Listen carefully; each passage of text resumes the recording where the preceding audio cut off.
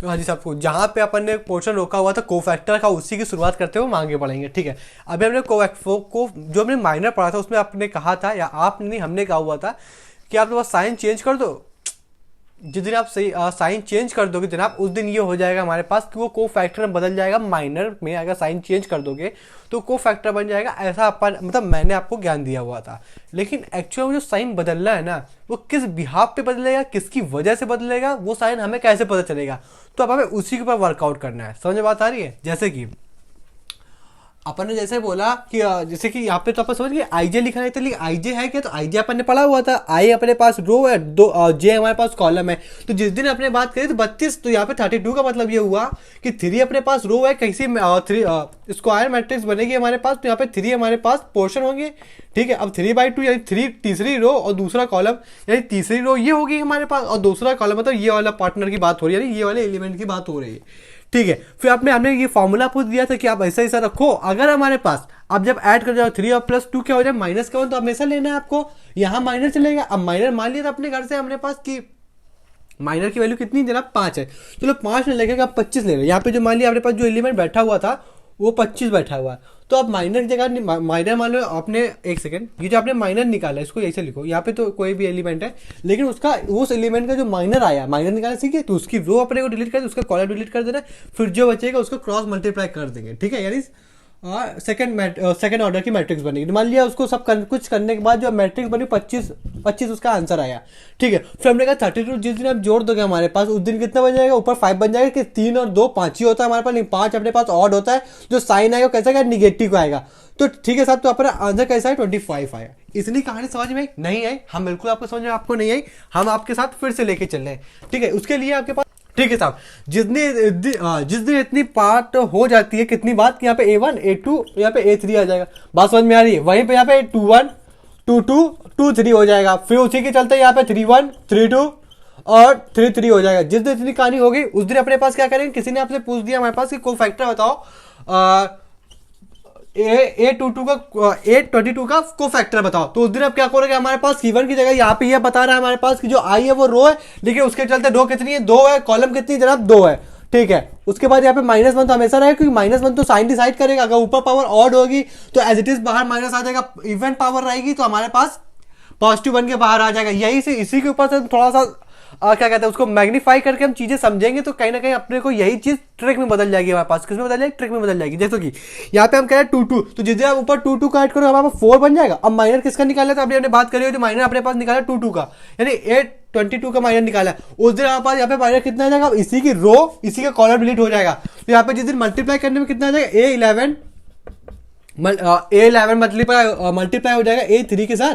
ठीक है, अब उसके बाद डायगोनल हो गया, बीच में माइनस। अब अपने पास ये डिलीट हुए ना, तो A31 मल्टीप्लाई होगा A13 के साथ। जिस दिन इतनी कहानी हो जाती है हमारे पास, देखो तो ये जो पावर आई है इवन आई है, तो यहाँ पे कैसा हो जाए? पॉजिटिव आएगा। बाकी तो अपना ये चलेगा, इसको तो आप सॉल्व कर दो, इसी कोई से भी एलिमेंट हो गए। तो बात समझ में आई? तो ओवरऑल ये चीज समझनी है हमारे पास कि जिस दिन हमारे पास पावर इवन हो जाए, इवन किस किस केस में हो रही है हमारे पास? ध्यान समझो। पहले तो पूरे इसको क्या बोला था अपन ने? प्रिंसिपल डायगोनल बोला हुआ था। इस दिन जिस दिन प्रिंसिपल डायगोनल को तुम ऐड कर दोगे, उस दिन अपने पास कैसे इवन पावर मिलेगी? ठीक है, उस दिन इवन पावर मतलब ये होगा कि उस दिन यहाँ पे इवन पावर चलेगी। जिस दिन इवन पावर चलेगी तो आंसर में पॉजिटिव आएगा। ठीक है, बात एज इट इज हमारे पास उसको जैसे ही माइनर आया उसी को बाहर निकाल दो। ये बात समझ में आ रही होगी? जैसे ही हमारे पास माइनर आया, जिस साइन के साथ माइनर आया है उसको प्लस से मल्टीप्लाई करा दोगे, वही आपका आंसर हो जाएगा। लेकिन जिस केस और किस किस केस में हमारे पास पॉजिटिव आएगा? तो एक तो इस केस में पॉजिटिव बनेगा A31, दूसरा किस केस में बनेगा हमारे पास? तो बन जाएगा A13। और अगर बात करने जाए हमारे पास, तो यहाँ पे 5 बनेगा, यहाँ पे 3 बनेगा, यहाँ पे भी 3 बनेगा, और तो और जनाब हमारे पास यहाँ पे भी 3 मतलब और बनेगा। तो इतने केस है हमारे पास, जितने इस केस में जिस दिन सॉल्व कर दो हमारे पास यहाँ से अपने को कैसा दिखेगा? पॉजिटिव मिलेगा। इसका मानना ये हुआ हमारे पास जैसा माइनर आया उसको एज इट इज रख दो, अब बाकी जितने ऑड पावर उनको माइनस के साथ मल्टीप्लाई कर दो। ये आपसे बात कहना चार्ज। इसके पहले जो लेक्चर किया था अपन ने, चाहे वो अपने पास मैट्रिक्स में बात करी थी हमारे पास कि निगेटिव से मल्टीप्लाई करा दोगे तो माइनर को फैक्टर बच जाएगा। लेकिन जब यहाँ पे आए तो बात समझे कि हमेशा निगेटिव से नहीं, जो अपने पास कैसे कहते हैं पॉजिटिव, जो पॉजिटिव दे रहे हैं हमारे पास, और ये जो कॉर्नर के 1 3 और 3 1 और अपने प्रिंसिपल एक्सिस वाले को छोड़ दो, बाकी सबको निगेटिव से मल्टीप्लाई कर दो। क्यों? क्योंकि हम देख चुके हैं जिस दिन पावर इवन बन जाएगी हमारे पास, उस दिन कहानी बदल जाएगी किसमें? पॉजिटिव वाले में। ठीक है, इतनी बात समझ में आई? तो पूरा खेल आप इस चीज का था। अगर ये चीज आपको समझ में ना आती तो आप कहीं ना कहीं आप माइनर से कोफैक्टर बदलना नहीं सीख पाते। जितना भी अलजेब्रा का हो, क्योंकि कहीं ना कहीं हम अलजेब्रा की तरफ बढ़ चुके हैं, तो अलजेब्रा हमारे पास बोल सकते हो हमारे पास की जो पॉइंट जो एमसीक्यू वगैरह बनते हैं वो कभी कभी थ्योरी के ऊपर बन जाते हैं। ठीक है, मैट्रिक्स की बात करें तो हमारे पास जो मैट्रिक्स होता है उसमें बात होती है जो एलिमेंट होते हैं उसमें जो नंबर होता है हमारे पास वो इमेजिनरी होंगे कि रियल होंगे, बात करी ऐसा एमसीक्यू उसने पूछा इंडिया ने। तो आपको आपके जब जिस दिन आपने मैट्रिक्स की डिफिनेशन बताई हुई उस दिन आपको ज्ञान दिया था कि मैट्रिक्स दो तरीके से भी रख सकते हो मैट्रिक्स के अंदर, या तो इमेजिनरी भी रख सकते हो यानी आयोटा वाली फैमिली रख सकते हो, या तो रियल वाली फैमिली रख सकते हो। रियल वाली का मतलब यही हुआ हमारे पास कोई से भी स्केलर, स्केलर का मतलब वही हो जाए जो हम डेली लाइफ में यूज करते हैं हमारे पास, जो कि रियल है। हमारे पास कोफैक्टर के ऊपर ही है, मतलब कोफैक्टर क्या हमारे पास जितना अभी तक कुछ पढ़ा हुआ है, तो कोफैक्टर लिखना शायद गलत होगा तो उसको ब्रैकेट में लिख दो समरी ऑफ क्या अभी अपन ने क्या पढ़ा है, अपन क्या पढ़ रहे हैं, हाँ मैट्रिक्स चल रही ना, नहीं मैट्रिक्स क्या, हाँ डिटर्मिनेंट चल रहा है यार, सॉरी डिटर्मिनेंट चल रहा है, समरी ऑफ डिटर्मिनेंट देख लेते हैं। ठीक है, समरी ऑफ डिटर्मिनेंट में जितना कुछ पढ़ा हुआ है, जितना भी अभी तक पहला लेक्चर और अभी तक जितना पढ़ा हुआ है उसके भी आप में क्या क्या पॉइंट हमको याद रखने हैं, वो जो याद रखने कहीं ना कहीं सीधा आपके एमसीक्यू से ऊपर बात करेंगे। ठीक है, तो पहला जो प्रथम रिमार्क है अपने पास वो ये, इफ द एलिमेंट लिख लेते हैं, क्या बात करें, सम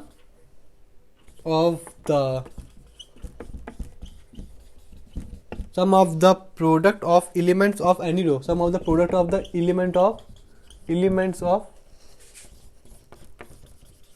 any row or column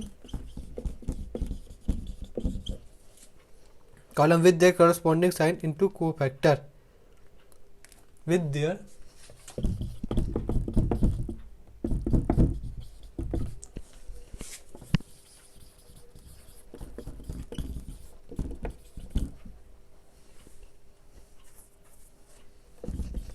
cofactor. हालांकि बात करी जा रही क्या कि जिस दिन आपने हमारे पास क्या कर दिया उसके जैसे एग्जांपल की बात की तब आपको एग्जांपल ज़्यादा क्लियर होगा। क्लियर होने का मतलब ये किसी ने आपको डिटरमिनेंट दिया बराबर में a11, उसी के साथ आपने उसके कोफैक्टर के साथ मल्टीप्लाई करा दिया, यहाँ पे a23, यहाँ पे आ जाएगा c12 और a13 और यहाँ पे अपने पास सीधा सीधा आ जाएगा क्या C13। जिस दिन आपने साथ इसका मल्टीप्लाई करा दिया ये कॉरस्पॉन्डिंग के साथ, जिस दिन आपने ए एलिमेंट है अब उसी A11 एलिमेंट का आपने कोफैक्टर निकाल दिया, उसी के साथ आपने A12 एलिमेंट के साथ मल्टीप्लाई कराया उसके कॉरस्पॉन्डिंग, जाहिर सी बात है उसी के कोफैक्टर के साथ, तो कहीं ना कहीं आपको D मिल जाएगा। और ये डेल्टा क्या आपने पास डायरेक्ट आपको डिटरमिनेंट का आंसर मिल जाएगा। डिटरमिनेंट का आंसर बोलना गलत होगा क्योंकि डिटरमिनेंट खुद ही मैट्रिक्स का आंसर होता है। ठीक है, तो वैल्यू ऑफ डिटरमिनेंट मिल जाएगी आपको। ठीक है, ये अपने पास आगे अगर बढ़ जाए तो इफ, अच्छा ये जो रिमार्क है डायरेक्ट आपको पूछा जाएगा इफ द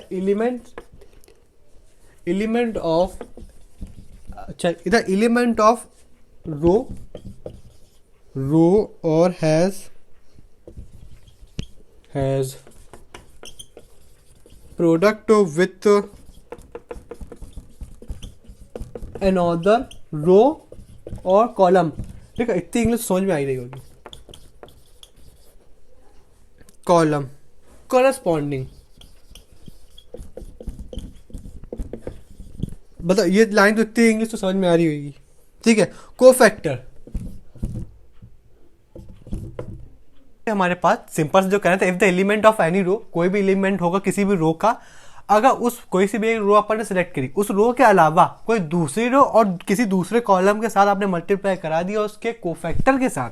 ठीक है, कोफैक्टर, देन जो डेल्टा होगा हमारे पास बराबर 0 हो जाएगा। बात समझ में नहीं, आपको समझ में आई? एक बार फिर से आपको बता दें, देखो यहाँ से आप नोट करना चाहो तो नोट कर लो। कोई सा भी हमारे पास एक रो होगी, उस रो के अलावा किसी भी रो का कोफैक्टर हो या किसी भी कॉलम का कोफैक्टर हो, इस रो, ये जो रो है, ठीक है, इस रो के अलावा किसी भी रो का कोफैक्टर हो या किसी भी रो का किसी भी कॉलम का कोफैक्टर हो, अगर वो कोफैक्टर के साथ आपने अगर रो का मल्टीप्लाई करा दिया तो उसका आंसर कैसा जनाब होगा? 0 होगा। बात समझ में आ रही?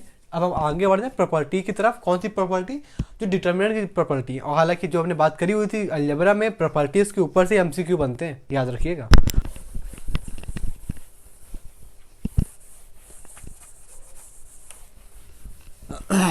ठीक है,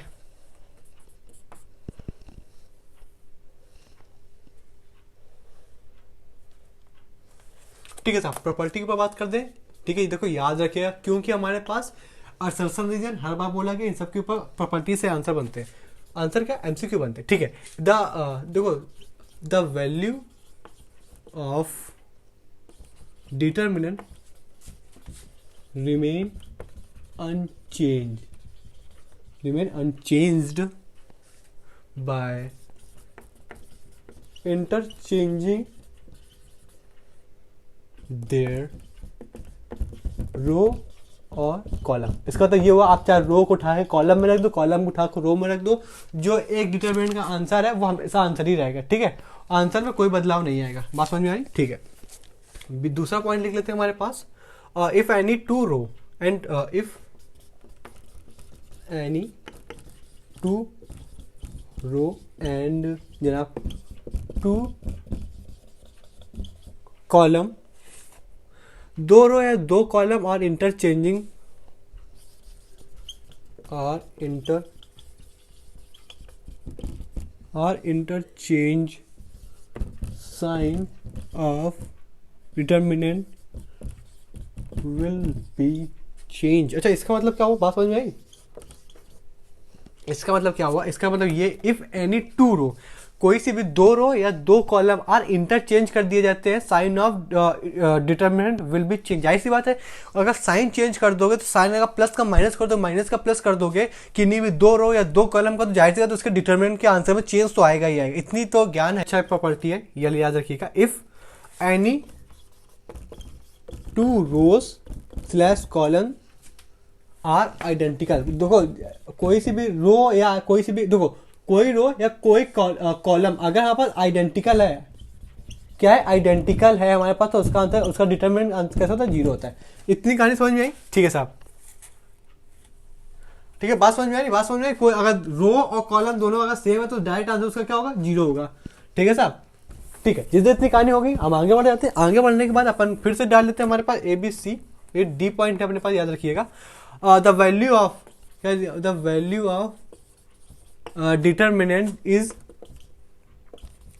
any changed by adding, subtracting, adding slash subtracting, यहाँ लगाओ slash, the subtracting the multiple, the क्या लिखा है, वो क्या लिखा है जनाब, multiple of any row into given रो।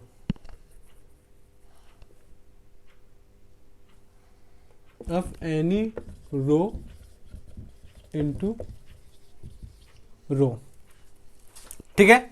इतनी बात समझ में तो आई गई होगी हमारे पास, ठीक है। इसमें तो कुछ था नहीं, ठीक है। बात समझ में आएगी। अब हमारे पास वो देख लेते हैं हमारे पास, ठीक है साहब। ऑपरेशन की अगर डाल लें हमारे पास, स्टार्टिंग टू ऑपरेशन डाल लो आप, ऑपरेशन समझिएगा। देखो ऑपरेशन का मतलब यही है, जैसे अपन ने देखा होगा कि अगर कहीं R1, अब R1 में कुछ, देखो ऑपरेशन करते कब है, जैसे कि हमारे पास कोई से भी A B C D E F G H I इस तरीके कुछ है। अब हमने देखा है हमारे पास कि इसको सॉल्व करना है, पर अपन को तो नहीं पता ना, हमारे पास कोई न्यूमेरिकल वैल्यू होती है तो इसको रख कर, इसको ढाक के इनका मल्टीप्लाई करके आंसर ले आते। लेकिन इस तरीके बनना हमारे पास कि इसको सॉल्व करने के लिए आपको ऊपर वाला नीचे में घटाना पड़ेगा, दाएं वाला बाएं में घटाना पड़ेगा, और दाएं वाला बाएं में, तो बाएं वाला दाएं में घटाना पड़ेगा। इस तरीके आपने देखे होंगे बुक्स वगैरह में। जैसे कि हम बात करें R1 को, जैसे R1 को आपस चेंज करना है, तो R1, जैसे कि R1 को चेंज करने के लिए अच्छा ऑपरेशन, जैसे कि R1 को चेंज करने के लिए अपन ने R1 में R2 जोड़ दिया। अब हमने R1 को चेंज करने में R1 में R2 जोड़ दिया, मतलब इन दोनों में हमने ये जोड़ दिया हमारे पास। तब ऐसा कुछ होएगा जब क्वेश्चन सॉल्व करेंगे तब हमें दिखेगा। जब हम R1 को सॉल्व करना, अभी नहीं R1 नहीं सॉल्व हो रहा था, हमने R1 में कुछ दिमाग लगाया, जैसे कि अपन सब्स्टिट्यूशन करते हैं, मल्टीप्लाई करते हैं, उसी तरीके से हम ऑपरेशन करते हैं डिटरमिनेंट के अंदर, जहाँ से हम सॉल्व करने लायक बन जाए, अपनी हैबिट बन जाए सॉल्व करने के लिए। तो देखा कि R1 को सॉल्व करने के लिए हम R1 में R2 को जोड़ना पड़ेगा, यानी इन दोनों को ऐड करना पड़ेगा, तब जाके हमारे पास मैट्रिक्स आगे या डिटरमिनेंट आगे जाके सॉल्व होगी, ठीक है। तो ये चीज बताती है कि ऑपरेशन हो किसके ऊपर रहा है, फॉर, मतलब फॉर लिख दे, इसके अंदर किसके लिए हो रहा है, ठीक है। अब बात है, अब देखो हो किसके ऊपर रहा है, R1 के ऊपर हो रहा है। अब अगर किसी का ऑपरेशन आप कर रहे हो तो पहले उसका नाम लिखोगे, ठीक है ना। अब किसी का भी ऑपरेशन हो रहा है तो आप उसका पहले नाम लिखोगे, फिर पेशेंट आएगा। तो एक तरीके से ये नाम लिखा हुआ है, ये पेशेंट है, बस में ये नाम लिखा हुआ उस पेशेंट का, ये वो पेशेंट है हमारे पास, तब तो ऑपरेशन करोगे हमारे पास, ठीक है। लेकिन कंडीशन ये आप पेशेंट के साथ कोई छेड़छानी नहीं करोगे, बात समझ रहे, कोई भी हमारे पास किसी तरीके का सिंप्लीफिकेशन नहीं करोगे, बात समझे, कोई भी तरीके से सिंप्लीफिकेशन नहीं होना चाहिए पेशेंट के साथ। जैसे कि आप अगर सो साइन में लगा दो यहाँ पे माइनस, तो ये रूल गलत हो गया, तो आप ये जो रूल के खिलाफ है, डिटरमिनेंट के रूल के खिलाफ, आप इस पेशेंट के साथ नहीं कुछ करोगे, आप जो करोगे दूसरे पेशेंट के साथ करोगे। ऐसे तो रियल पे नहीं हो सकता, लेकिन डिटरमिनेंट का रूल के हिसाब से अगर ऑपरेशन दिमाग वाला एक तरीके समझ लो, हमारे पास फैंटेसी है क्या, आप जो करोगे वो दूसरे के साथ करोगे वहाँ पर। जैसे कि यहाँ पे बात कर ली, बात समझ में, अगर इसके साथ आपने माइनस लगा दी तो ये कहानी गलत हो गई, ठीक है, कहानी गलत होगी तो मांगे नई कहानी बनाई। जैसे कि बात करें आप R2 में कोई ऑपरेशन कर रही है, उसका नाम लिख दिया आपने कि R2 में ऑपरेशन करना है, लेकिन ऑपरेशन करना क्या है, तो आप लिखोगे मान लिया R2 प्लस का R1। अब देखो जो छेड़खानी करोगे, 2 का मल्टीप्लाई करना तो इसमें कर दोगे, 3 का मल्टीप्लाई करना तो इसमें कर दोगे, माइनस का साइन लगाना तो इसमें कर दोगे। अगर आपने इसमें कर दिया हमारे पास तो डिटरमिनेंट कहते हैं कि हाँ भाई साहब खुश हैं, अब इसमें कोई डिटरमिनेंट खिलाफ नहीं कर। लेकिन जिस दिन तुम जिसका नाम लिखा है, ठीक है, उसी में जिसमें ऑपरेशन करना है उसी में छेड़खानी कर दोगे, हमारे पास प्लस माइनस मल्टीप्लाई दुनिया भर का सब कर दिया, तो डिटरमिनेंट के खिलाफ है। तो अच्छा ये खिलाफ नहीं, क्योंकि जिसका ऑपरेशन हो रहा है ना उसके साथ आपने कुछ नहीं किया हुआ, तो ये इसके दूसरे के साथ चलेगा, हमने कहा दूसरे के साथ चलेगा, ठीक है, बात समझ में आ रही, कोई दिक्कत नहीं। तो जिसका ऑपरेशन होना है उसके साथ आप कुछ नहीं करोगे, ठीक है। आगे बढ़ते हैं, यहाँ पे C1 लिखा हुआ, C1 ये क्या बता रहा है कि हाँ C1 मतलब कॉलम में ऑपरेशन हो रहा है। अब ऑपरेशन क्या हो रहा है हमारे पास कि कल को किसी ने कह दिया, अच्छा ये बताना हमारे पास है कि नहीं, अब बताओ हमारे पास क्या C1 में हमारे पास कुछ फर्क पड़ा है, ये हमारे पास बताओ डिटरमिनेंट का रूल है कि नहीं, ये बात सही है कि नहीं है, ये जो C1 वाली बात है सही है कि नहीं है, बताओ। ये जनाब हाफ का मल्टीप्लाई हो गया है और 2 का यहाँ मल्टीप्लाई हो रहा है, फिर यहाँ पे C3, हमने कहा था कि डिटरमिनेंट के साथ कोई, जिसका ऑपरेशन हो रहा हो उसके साथ कोई छेड़खानी नहीं होनी चाहिए। तो ये सही है गलत, गलत है।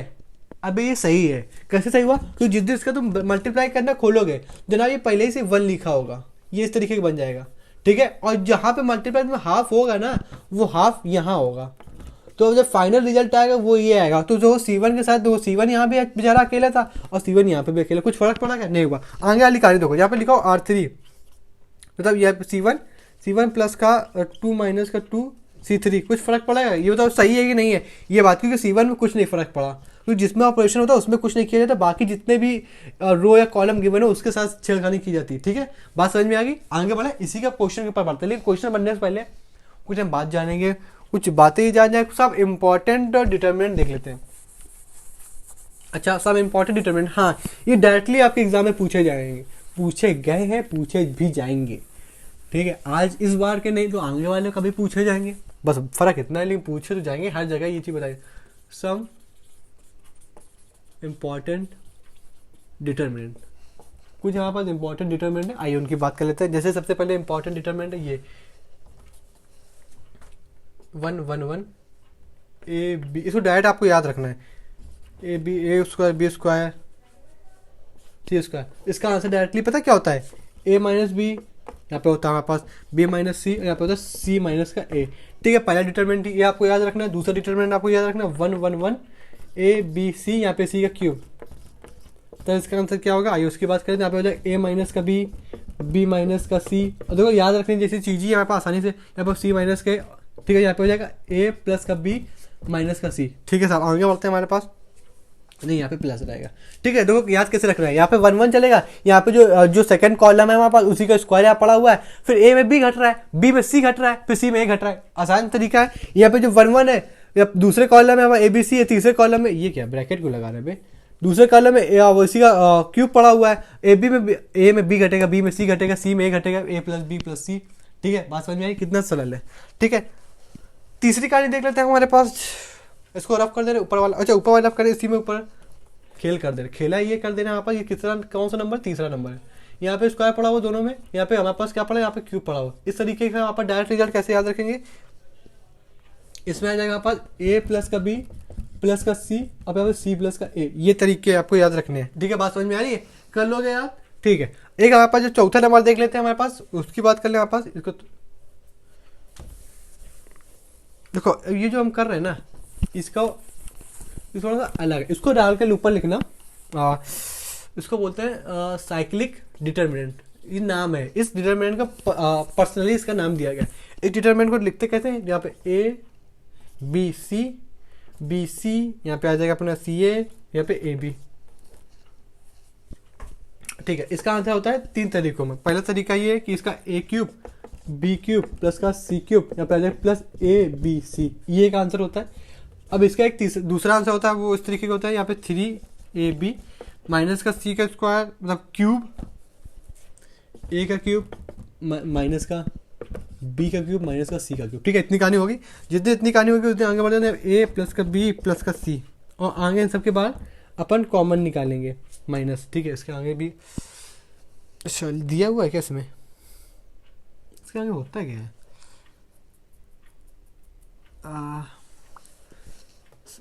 ए क्यूब ए स्क्वायर प्लस का बी स्क्वायर प्लस का सी स्क्वायर, और इसके आगे होता है शायद माइनस का ए बी माइनस का सी ए और माइनस का ए सी, ये होता है इसका आंसर। ठीक है, तीसरा वाला पॉइंट शायद यही होता है।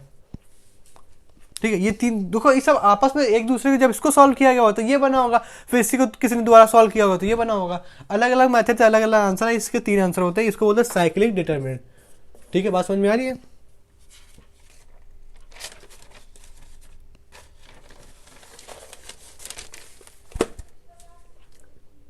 जब अपन इतना पढ़ लिए तो एक लास्ट चीज और पढ़ लेते हैं, फिर हम क्वेश्चन इतना पढ़ेंगे। ठीक है, तरीका ये हमारे पास एक होता है सिमेट्रिक डिटरमिनेंट, उसकी बात कर लेते हैं। इसका अपन आधा पोर्शन तो पढ़ ही चुके हैं, अब आधा पोर्शन कहाँ पढ़ा हुआ है, कोनिक सेक्शन में पढ़ा हुआ है। क्या बात करी है हमने, सिमेट्रिक डिटरमिनेंट की बात क्या होती है। देखो, सिमेट्रिक डिटरमिनेंट को याद कैसे रखते हैं, जो पूछा जाएगा वो ये पूछेगा सिमेट्रिक डिटरमिनेंट का एक एग्जांपल बताओ। सबसे पहले ये एक एग्जांपल बताओ, तो आप कैसे बता दोगे। इसका होता है A H G H B F G F C, लेकिन आप कहोगे इसको हम याद कैसे रखें, तो इसको निमोनिक्स भी आप या ये लिख सकते हो। इसका निमोनिक्स ये all hostel girl having boyfriend going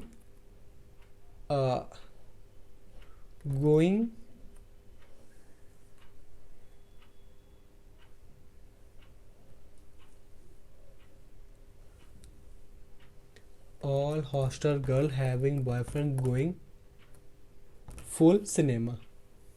ठीक है, बात समझ में आई। इसको निमोनिक्स तरीके से आपसे पूछेगा, सिमेट्रिक है हमारे पास, सिमेट्रिक डिटरमिनेंट एग्जांपल होता है, तो आप इस तरीके से बता दो सिमेट्रिक डिटरमिनेंट। पहले अभी आपको बताइए एक्चुअली में है क्या, उसके पहले समझ लो इसको निमोनिक्स याद रखेगा, और hostel girl having boyfriend going full cinema. ठीक है, ये निमोनिक्स है, याद रखने का इसको। अच्छा, देखिए इसको बात ये आई हमारे पास कि इसको बोलते क्यों हमारे पास, और सिमेट्रिक कैसे बोलते हैं। वापस ध्यान देखो, यहाँ पे एच है, यहाँ पे भी एच है, यहाँ जी है जनाब, यहाँ पे भी जी है, और यहाँ पे एफ है और यहाँ पे भी एफ है। आपसे पूछेगा सिमेट्रिक डिटरमिनेंट का एग्जांपल बताओ, और ये बिल्कुल वही चीज हमारे पास है कोनिक सेक्शन में आपने पढ़ा हुआ था, जब बताते पेयर ऑफ स्ट्रेट लाइन बनेगा, जब यहाँ पर एच की वैल्यू इस तरीके बताए थे, एच की वैल्यू बराबर होगी ए बी से, जब एच स्क्वायर की वैल्यू ग्रेटर देन होगी ए बी से, जब एच स्क्वायर की वैल्यू बड़ी होगी ए बी से। ये सब कोनिक सेक्शन के पहले या दूसरे लेक्चर में है, तो वहां से जाके देख सकते हो। पहले आप समझिए, इसी का आगे का जो पोर्शन होता है ना, वो कोनिक सेक्शन में पढ़ाया जाता है। हालांकि पढ़ाया यही दिया जाता है, लेकिन एक रिदम क्रिएट हो गई हमारे पास, तो उसको पहले वहीं पढ़ा दिया था। आप कोनिक सेक्शन का टाइम तो अपने पास 1 महीने से ज़्यादा ही बचा हुआ, तो आप प्रैक्टिस करते करते वो भी देख लो। हमारे पास सब चीज़ें आपकी, कुछ नया आपको सीखने को तो मिलेगा ही मिलेगा। ठीक है, यही एच स्क्वायर, इसी के जब सॉल्व करते हैं हमारे पास, इसी का आप सॉल्व करके निकाल लोगे हमारे पास। आप डिटरमिनेंट है, इसको सॉल्व करोगे इक्वेशन बन जाती है। लेकिन एक बार कॉनिक सेक्शन के लेक्चर देख लो, जहाँ पे ये सी बताया गया है।